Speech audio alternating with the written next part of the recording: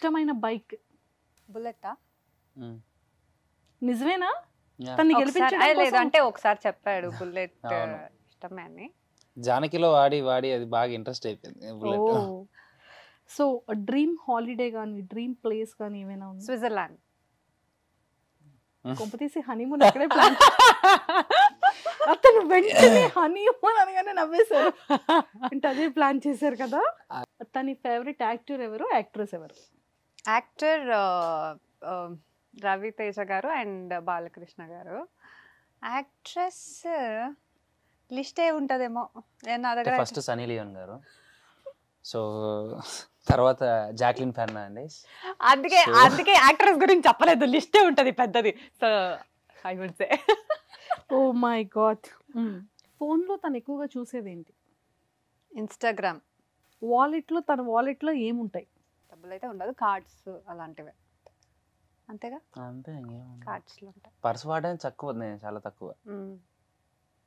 తను చేసిన silent charity trust ఏమైనా ఉందా సర్వీసెస్?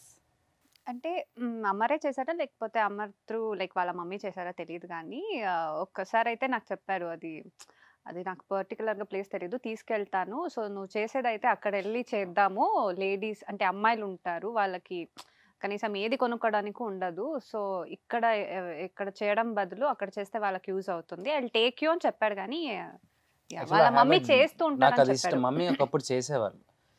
నాకు మధ్యలో ఏమైపోయిందంటే, ఇప్పుడు కొంతమంది బర్త్డేలకి అనాథ శరణాలకు వెళ్ళి పిల్లలకి అన్నం పెట్టడం అది చాలా మంచిది, good thing. But I'm straight కాబట్టి నాకు ఒకటే చెప్తాను, దే హ్యావ్ ఎ ఫండ్స్, వాళ్ళకి వస్తున్నాయి, వీళ్ళకి కాదు. అంటే తప్పు కాదు, నా దృష్టిలో నేను తప్పు అనట్లేదు, నాకు అది నచ్చదు ఎందుకో, అంటే నాకు అది ఇష్టం లేదు.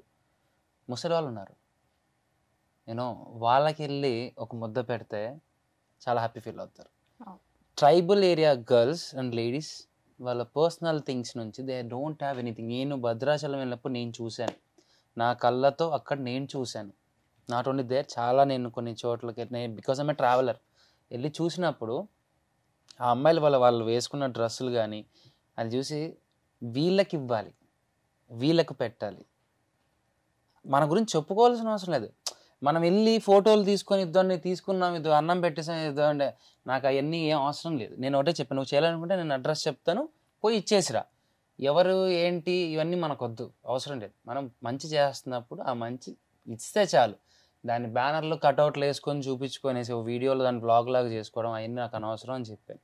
చేస్తే నేను అలానే చేయాలని డిసైడ్ అయ్యా, బట్ ఏదో ఒకరోజు తప్పకుండా చేస్తాను.